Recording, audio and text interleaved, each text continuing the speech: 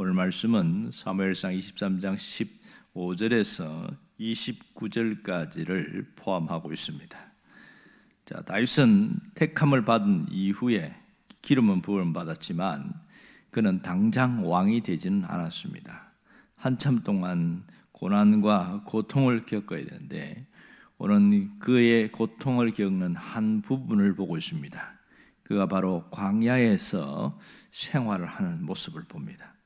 오늘 15절에 보면 다윗이 사울이 자기 생명을 빼앗으려는 것을 알고 할 수 없이 십수풀에 숨었다 이렇게 했습니다. 이 말은 십광야라는 곳에서 머물러 있었다 이렇게 이야기를 하고 있는 것이죠. 왜 십광야로 갔는지는 잘 모르지만 아마도 여기가 안전하다고 생각되어서 그렇게 피신한 것 같습니다. 여기서 요나단과 언약을 맺는 유명한 장소가 바로 이곳입니다. 그러나 사울이 조용히 군사를 끌고 와서 다윗을 잡으려고 왔기 때문에 또 도망을 가야 되는 그런 어려운 일이 생겼습니다. 누군가가 밀고를 해서 여기에서 다시 또 마온 또 광야로 또 쫓겨가는 그런 일들이 계속 생기게 되어집니다. 자, 25절에서 26절까지 가면 사울이 또 다윗을 잡으려고 마온 광야까지 추격해 옵니다. 이때 마온 광야에서 다음 장소로 숨는데 계속 쫓겨다니는 모습이 보입니다. 그래서 정신이 없는 거예요. 여기서 우리가 갖는 의문점이 뭐냐면 십광야에 숨었을 때에 왜 거기에 살던 사람들이 다윗이 여기 있다고 사울에게 그렇게 밀고를 했을까? 그 광야에 있는 사람들을 다윗이 안전을 보호해주고 도움을 주고 그렇게 했는데 왜 배신을 했을까? 아무리 봐도 이해가 되지 않는 장면입니다. 또 하나는 사울이 왜 이렇게 집요하게 추격을 하느냐는 거예요. 여기서 못 죽이면 안 된다 그런 생각을 절박한 생각을 하는 이유가 뭐냐는 거예요. 지금 다윗이 이 사울의 왕권에 도전한 적도 없고 흔든 적도 없어요. 그저 하나의 쫓겨다니는 하나의 도망자 신세일 뿐인데 집요하게 추격을 합니다. 마온 황무지에 왔을 때는 3,000명의 군사를 끌고 와서 그를 또 죽이려고 하고 그래요. 정말 어려운 일이지요. 만일 그때 블레셋에서 쳐들어오지 않았다면 결국은 다윗은 꼼짝없이 마온 황무지에서 잡혔을 겁니다. 그런데 블레셋이 침공했다는 소식을 듣고 그만 추격을 포기하고 다시 블레셋과의 전쟁에 나가는 그런 극적인 일들이 계속 이어지고 있습니다. 그러다가 마지막에는 엔게디라는 그 요새에 숨게 되는데요. 왜 요새라고 그러냐면 거기는 석회암으로 된 동굴처럼 된 게 많아서 거기 들어가면 그래도 더 안전하니까 이쪽에 숨게 되어지는 이런 일이 있습니다. 이 엔게디는 참 재밌는 표현이 원래 이름 뜻이 염소의 샘이라는 뜻입니다. 작은 오아시스가 있어요. 황무지에 오아시스가 있다. 그것은 사람이 살 수 있는 근거가 된다는 것을 알 수가 있지요. 그렇게 해서 이렇게 살게 되어지는데 그러면 왜 다윗이 광야로 갔느냐? 왜 거기에 머물고 있느냐 하는 겁니다. 그것은 자기의 의도적인 선택이 아니라 어쩔 수 없는 선택이었습니다. 온 나라에 다윗이 있을 곳이 없는 거예요. 그러니 자기가 비교적 안전하다고 생각하는 그곳이 바로 광야였습니다. 그렇게 해서 숨게 되어져서 거기서 여러 해 동안 머물게 되어지는데 자, 오늘 여기서 이 광야에서 머물고 있는 다윗의 모습을 가만히 보십시오. 이것은 우리에게 하나님이 시사하는 바가 굉장히 큽니다. 무슨 뜻이냐면 사람마다 저마다 자신만의 광야가 있더라는 거예요. 인생의 광야가 있더라. 그런 얘기를 하고 있는 겁니다. 이 광야의 시간은 피할 수도 없고 어쩔 수 없이 내가 끌려 들어가는 경우가 굉장히 많더라는 겁니다. 다윗처럼 저절로 찾아오는 경우가 굉장히 많습니다. 하나님은 우리를 편안한 생활에 두지 않고 광야로 가도록 허락하신다는 게 주목해야 됩니다. 이 광야는 신앙인들에게 때로는 선택 과목이 아니고 필수 과목일 때가 많습니다. 무슨 말이냐면 다윗을 보면 광야에 하나님이 몰아넣은 다음에 거기서 훈련을 시켜나갑니다. 왕으로서 세워질 수 있는 훈련, 그 다음에 사람들을 사랑할 수 있는 훈련, 너그럽게 포기하고 용서하고 이런 성품의 훈련이 이 광야에서 거의 다 이루어지고 있어요. 똑같은 우리가 왕들을 보지만 사울 왕은 이런 광야의 시간이 없고 즉각적으로 왕이 되었기 때문에 그래서 그가 변질됐어요. 다윗은 무려 거의 10년 가까이 약 한 9년 6개월 정도 쫓기고 그렇게 하면서 광야의 시간이 긴 시간이 있었습니다. 그 가운데 성품의 훈련이 된 거예요. 그렇게 해서 가장 위대한 왕으로 세워졌습니다.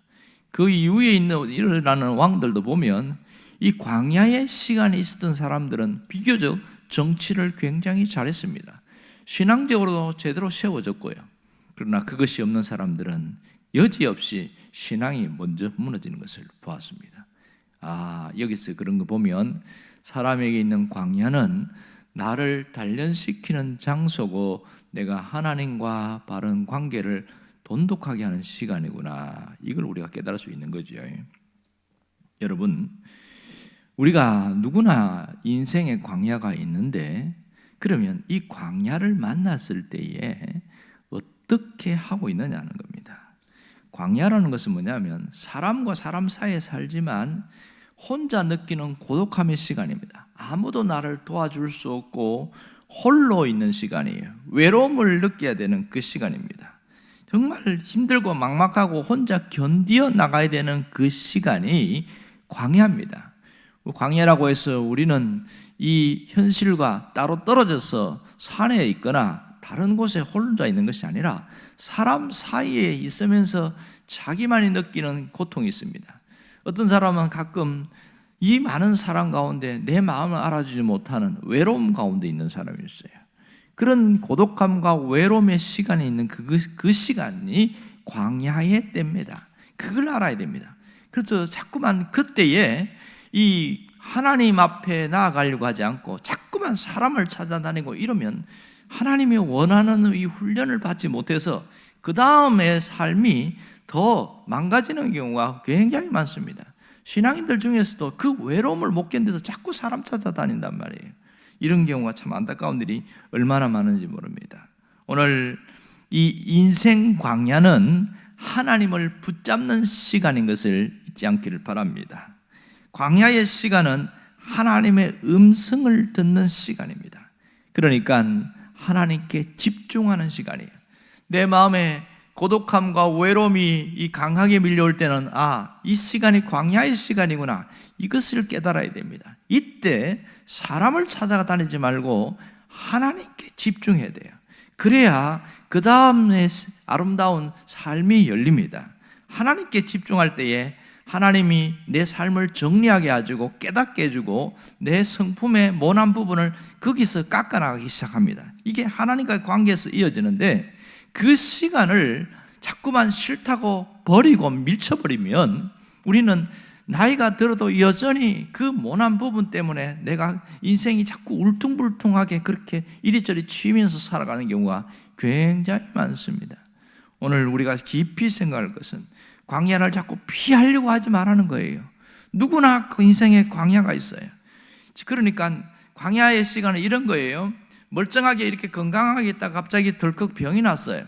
그러다 보니까 병상에 누울 수도 있고 집에 누울 수도 있고, 그러니까 자유롭게 다니다가 누워있는 그 시간이 굉장히 고독하고 힘든 시간이란 말이에요. 그런 시간이 올 때가 있단 말이에요.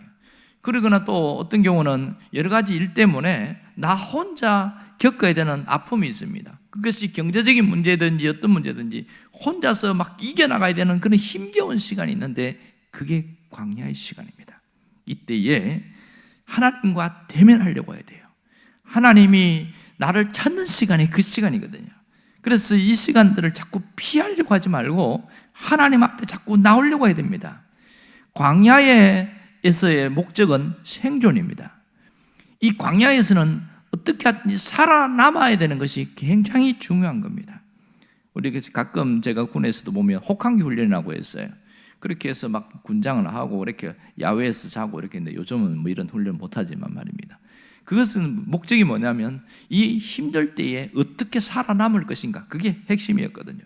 성도들이 광야의 시간이 주어졌을 때 자꾸 피하려고 하지 말고 어떻게 하면 살아남을 것인가, 그것이 대단히 중요합니다. 그것은 하나님 앞에 대면하는 거예요.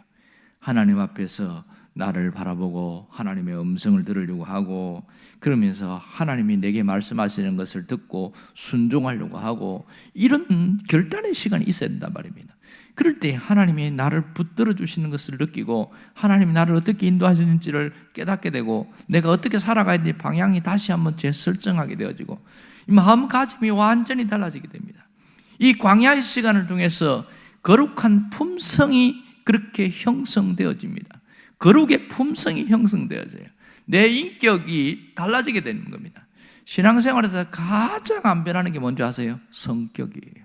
성격은 진짜 안 바뀌어요. 여러분, 내가 마음 먹는다고 성격 바뀌는 거 봤습니까? 안 바뀝니다. 누가 바꾸는지 아세요? 하나님이 바꾸시는데 언제 바꾸느냐? 광야의 시간에 하나님이 다듬어 가십니다. 광야의 시간에. 우리가 하나님이 가진 성품을 닮아가려고 하는데 잘 안 됩니다. 그러나 광야의 시간에서 변하게 되어 있어요. 마태복음 11장에 보면 예수님이 그런 얘기 하죠. 나의 마음은 온유하고 겸손하니 내게 와서 배우라, 이런 얘기입니다. 예수님이 갖고 있는 성품 중에 자신이 친히 말씀하신 게 온유함과 겸손입니다. 온유함이라는 것은 무조건 부드러운 것만 이야기하는 것이 아니에요.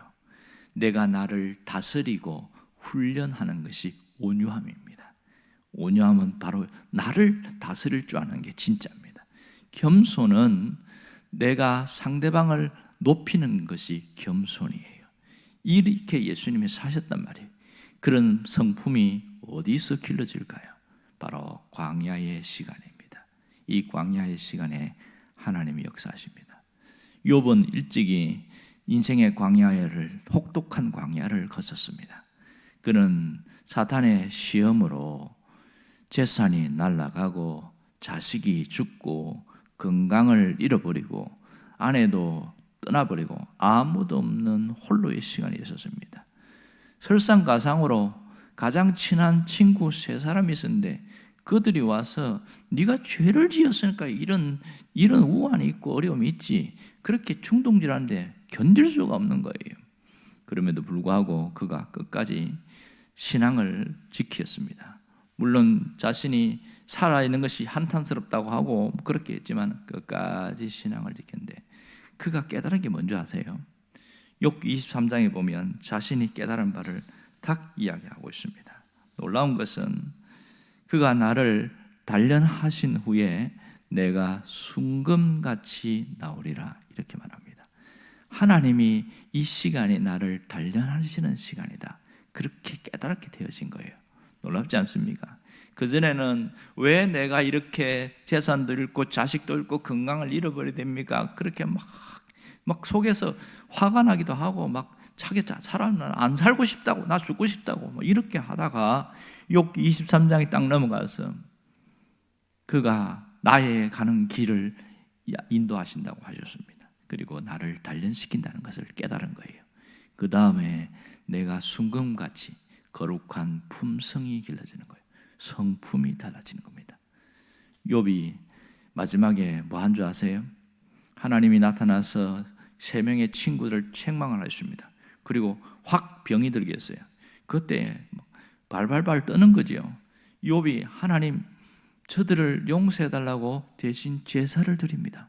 그렇게 해서 다시 하나님이 용서해주고 회복되는 일들이 뒷장에 보면 나옵니다. 여러분, 우리가 하나님의 뜻을 깨닫지를 못하고 내 모난 성격 안 깎여요. 언제 깎이는지 압니까? 광야의 시간이 있을 때 깎입니다. 다 사람들이 어려움 당한다고 사람이 변하는 게 아니에요.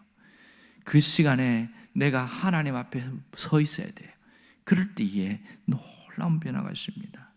여러분, 이 광야의 시간에 하나님의 눈으로 세상을 보는 법을 배워야 됩니다. 하나님의 눈으로. 다윗은 그걸 배웠습니다. 다윗이 배운 게 뭔지 아세요? 홀로 서 있는 법을 배웠고, 하나님과 교통하는 법을 배웠고, 기도하는 삶을 배웠습니다. 늘 변함없이 하나님의 음성, 하나님의 말씀하지 않으면 움직이지 않는 그런 훈련이 되어진 것이 광야입니다. 그래서 그가 왕이 되었을 때에 성군으로 불리게 되어진 것은 이러한 고통의 시간이 있었기 때문입니다. 오늘 저마다 크고 작든 또 길든 짧든 광야의 시간이 있습니다. 이럴 때에는 도망가려고 하지 말고, 광야의 시간을 뿌리치려고 하지 말고 끝까지 하나님이 나를 부르시는구나, 그것을 깨닫고 하나님 앞에 서 있으려고 해야 됩니다. 오늘 내가 이 광야에서 발견해야 될 것은 이겁니다. 나의 정체성과 나의 사명입니다. 내가 누구인가, 나의 정체성을 깨닫고 내가 무엇을 해야 하는가, 나의 사명을 발견하는 시간입니다. 내가 아픔을 견디고 이겨냈을 때 하나님은 나를 사용하시는데 상처 입은 치유자로 세우는 겁니다. 나와 같은 아픔과 고통을 겪은 사람들을 위로하고 감싸고 그를 세우는 그런 상처 입은 치유자로 세우는 겁니다. 제가 과거에 겪었던 수없는 고통과 어려움들이 목회하는데 나와 비슷한 상황에 있는 사람들에게 상담하는데 굉장한 힘이 되었습니다. 왜냐하면 내가 겪어봤으니까, 내가 그때 하나님을 만났으니까 이렇게 가면 됩니다 하고 길을 제시해 줄 수 있었거든요. 성경만 안다면 그런 얘기를 할 수가 없겠지요. 상처가 회복되어지니까 그렇게 권면하고 일으킬 수 있는 겁니다. 여러분, 과거의 상태가 다 나쁜 게 아니에요. 하나님 앞에서 치유되어지면 하나님이 나를 그 사명자로 사용하신다는 사실입니다. 나의 정체성을 깨닫고 내 사명을 발견할 수 있기를 주의 이름으로 축원합니다. 기도하겠습니다. 살아계신 하나님 아버지,